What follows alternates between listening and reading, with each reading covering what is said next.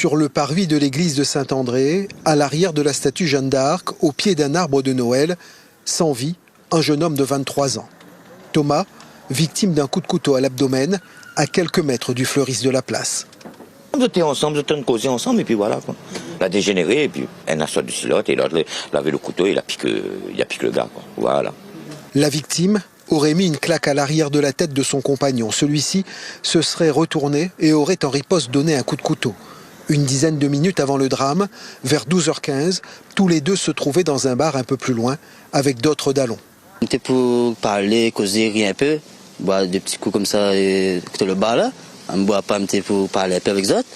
Après, arrive un moment, il y avait des anneaux, il y avait faim, ça rentre chez lui. Mais il y a des sons à côté de l'église pour rentrer chez lui, prendre le bus pour s'en vers Cobston. À un moment donné, nous, en tant que quelqu'un, il y a un coup de couteau. Le meurtrier présumé, Mathieu, un homme de 27 ans surnommé ironiquement Rambo à cause d'une frêle corpulence, a été interpellé quelques instants plus tard. Il avait 2 grammes d'alcool dans le sang. L'arme, un couteau de cuisine avec une lame d'une quinzaine de centimètres, était encore en sa possession. C'était pas des ennemis au fait. C'est pas des ennemis, tu vois pas, tu penses pas que ça arrive aujourd'hui. Vous avez entendu parler qu'en Dzot n'était pas bon, pas? Non, mais jamais entendu de son qu'il avait un problème en Dzot, en fait. Ouais. Ça me tout bizarre là-dedans, en fait. Ouais.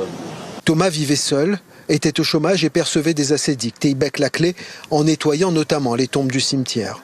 Pas bagarré, hein. Il était jeune, voilà, c'est tout. Pour moi, sans histoire, parce que j'ai jamais entendu.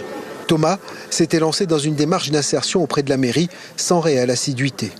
Nous avons des mesures de prévention de la délinquance très actives depuis plus d'1 an maintenant.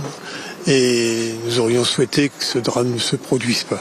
Le meurtrier présumé était jusqu'ici connu des services de police pour un vol à l'étalage en 2019.